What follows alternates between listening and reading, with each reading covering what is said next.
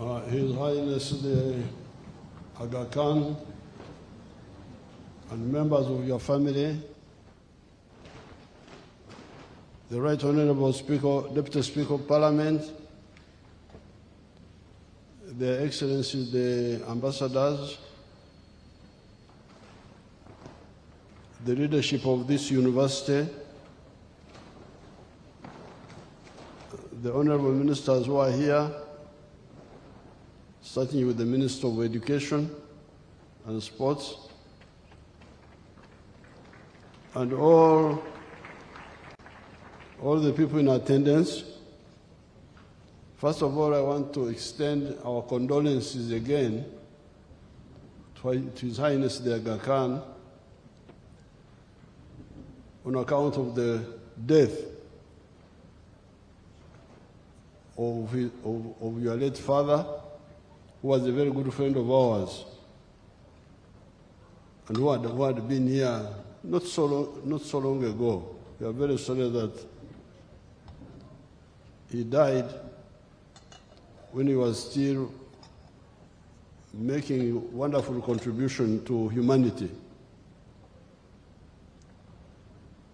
Secondly, I will welcome you here to Uganda and your members of your family, especially coming on this occasion of commissioning the university. Most welcome.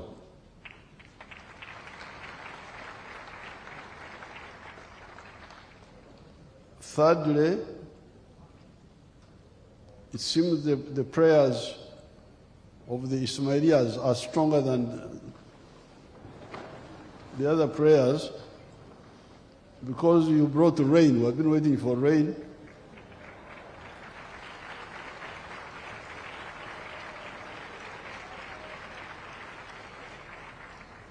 And I have been quietly praying, but it seems the Ismailians, their prayers are maybe stronger.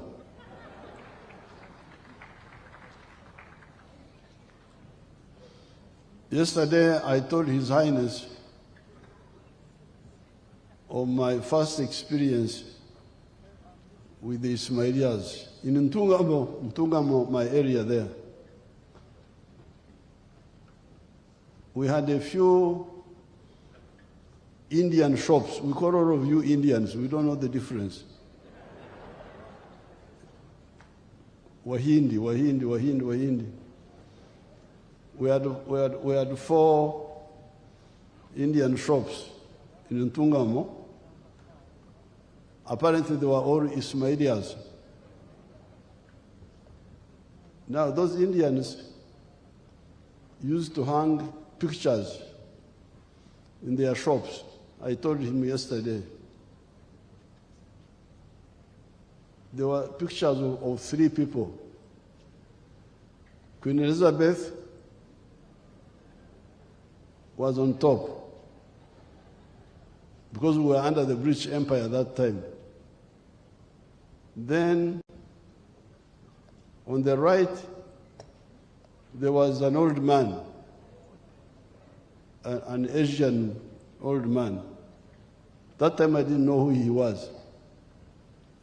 And then on the left, we had our king, the king of that area, Mugabe. Now in 1957, we were told they changed the picture of the old Asian man, and they put a new young boy there. You could see from his face that he was young. And they said, this is the new king of the Indians.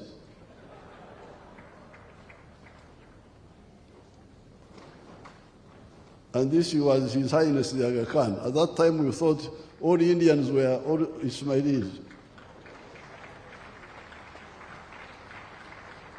So that's when I started knowing about the Aga Khan, Ismailis, and so on. And when I came in the government here, I started working closely with him. I therefore want to salute the Aga Khan community for really being development-oriented.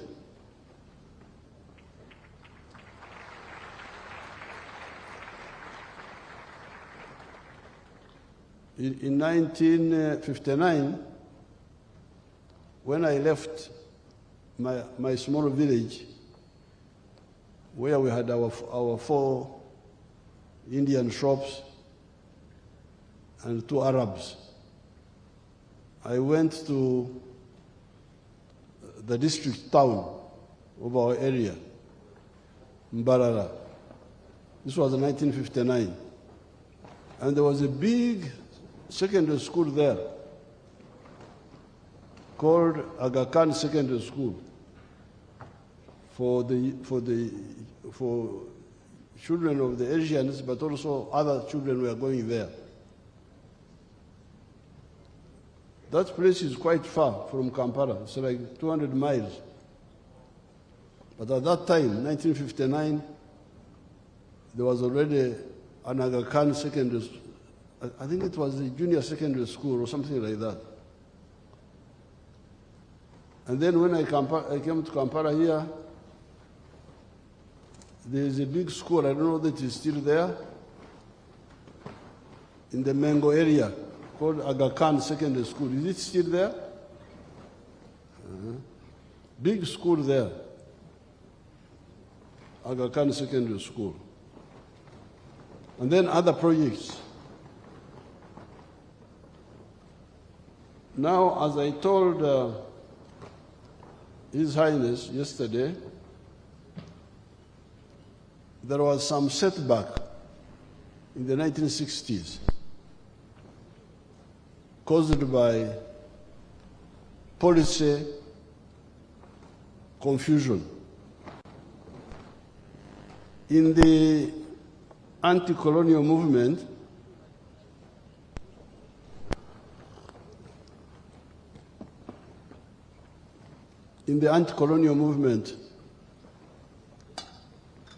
there was some confusion about the role of the private sector.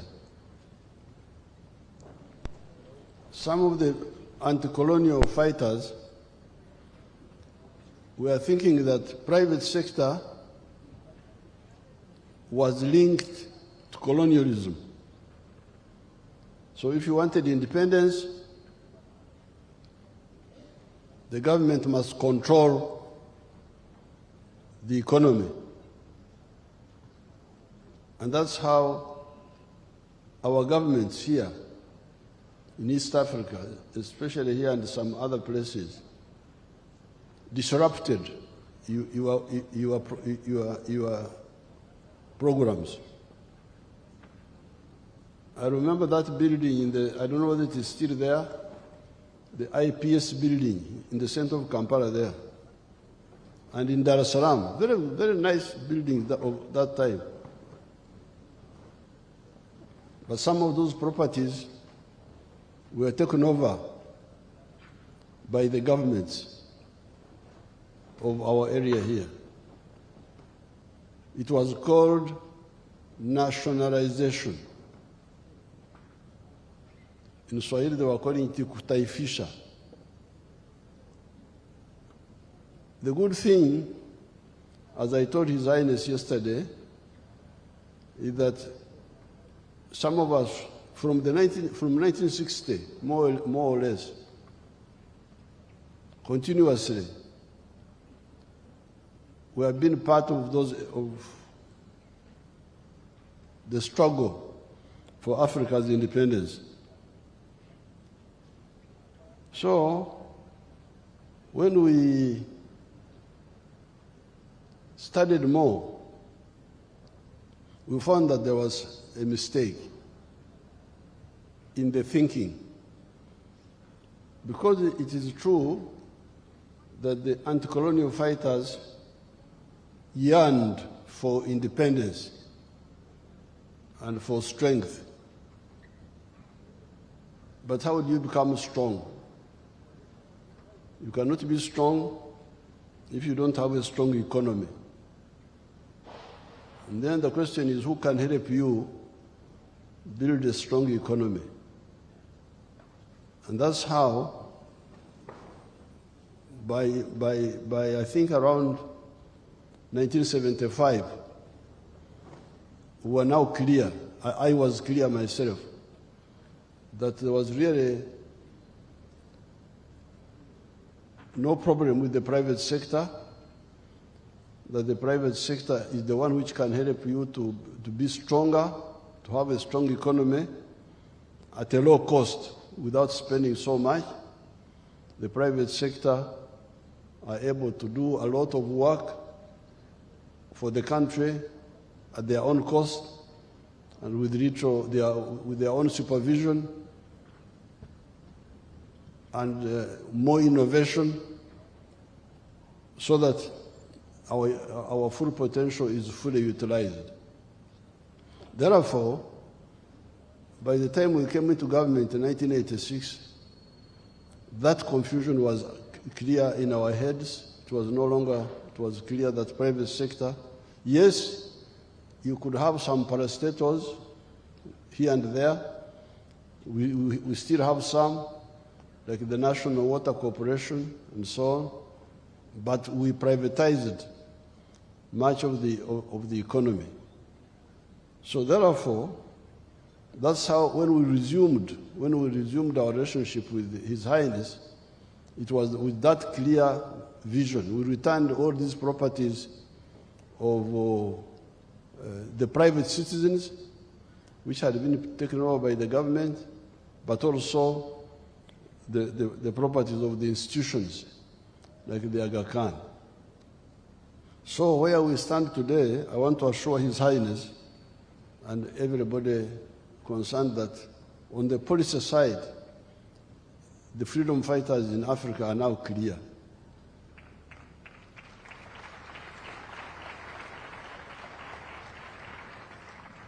And the good thing is that some of us had good authority.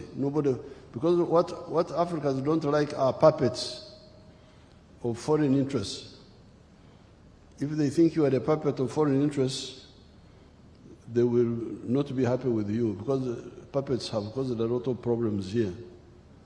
But that was the advantage we had.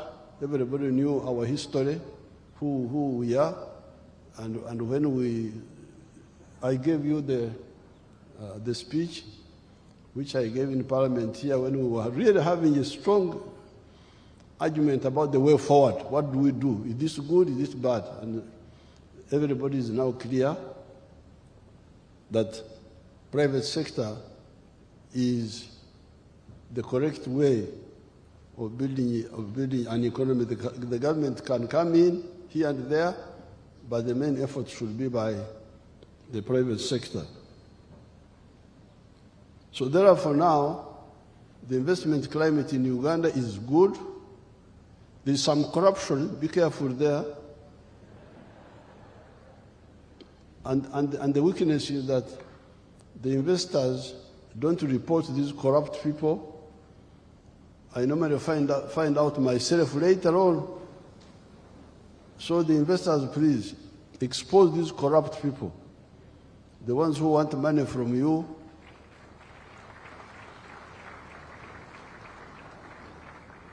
the ones who want shares in companies for which they don't have any contribution, expose them. Otherwise, we are ready and we can work very well together.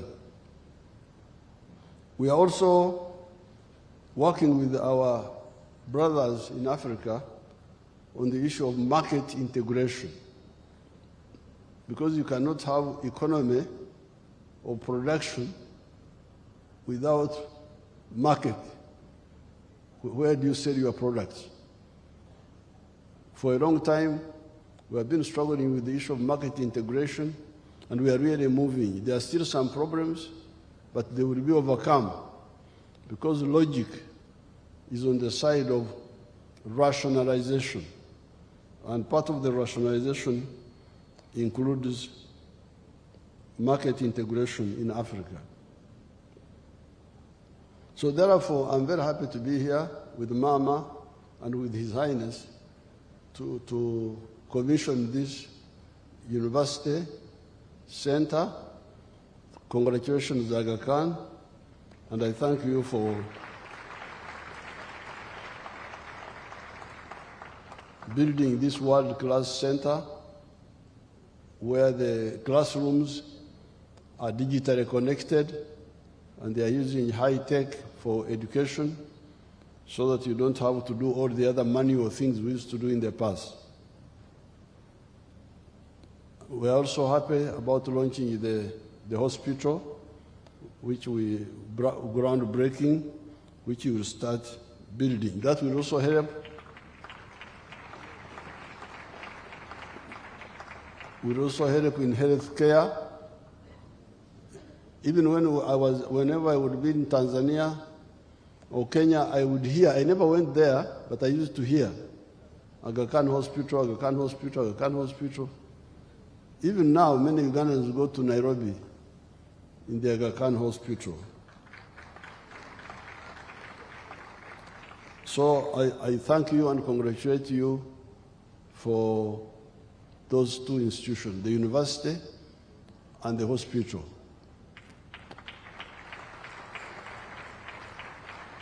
I want to thank the Germans. I didn't know the Germans were involved. Germans, bravo, thank you so much.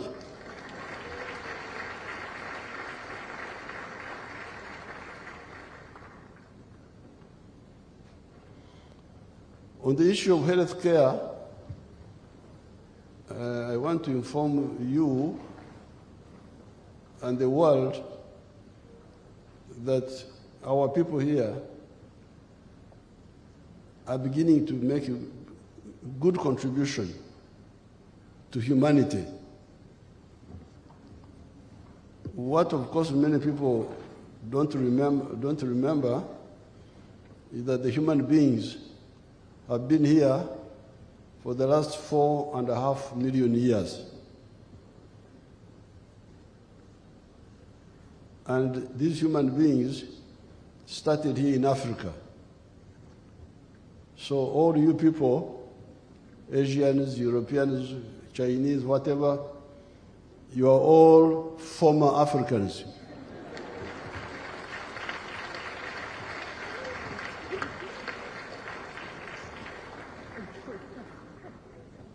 I always regard you as African diaspora. Now, what you had missed is that, so you are the diaspora, we are the stayees who stayed here.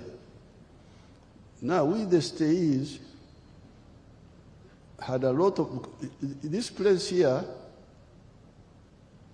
you can see the climate is good for the human being, much better than many parts of the world.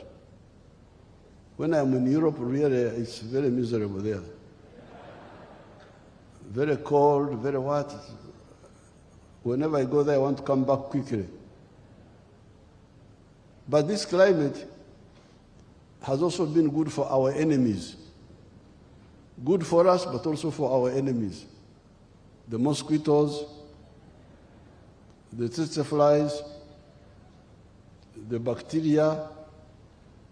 That's why originally you, the diaspora, multiplied more than we, the stayees.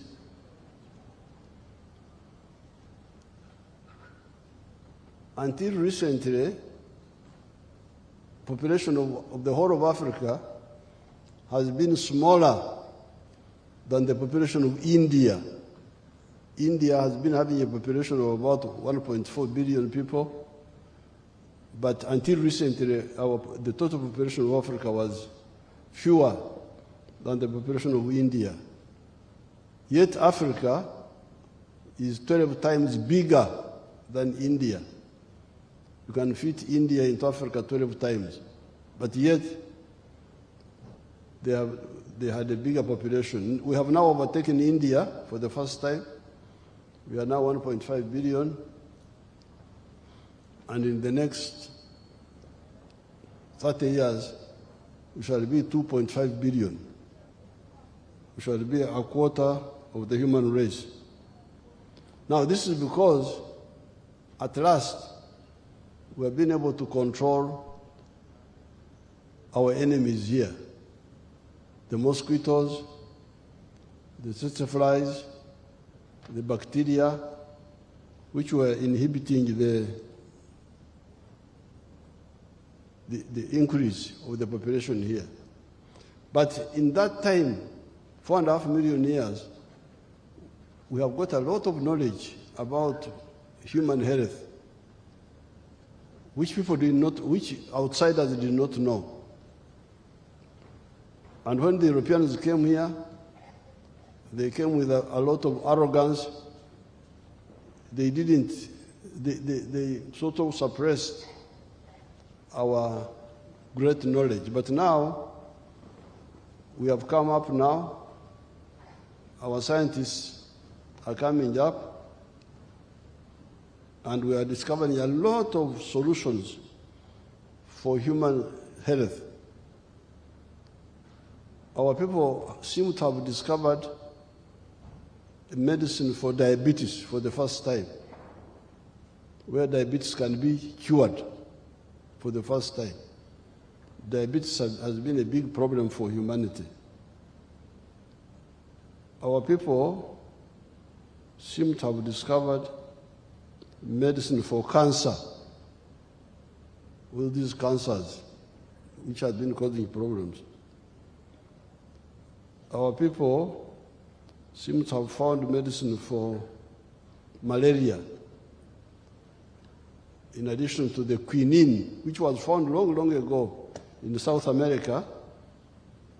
Our people now have a solution different from quinine to malaria. Even myself, I know quite a number of solutions for human health, and I've been encouraging the government to take them up. So therefore, since you are interested in health, I thought I should let you know that. If you want, we can cooperate on that side also, if you are interested in that area of this indigenous knowledge, working on it to turn it into modern forms which can help the whole of humanity, and do it cheaply and decisively, not this one being on drugs all the time, so that you get a total recovery from those sicknesses.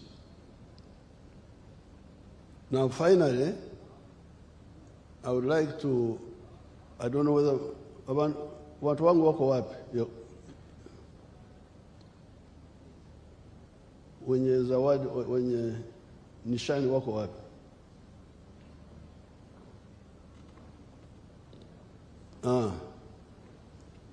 When our late brother, the science Aga Khan, was here, I gave him medals. I would now like to give similar medals to His Highness. And I now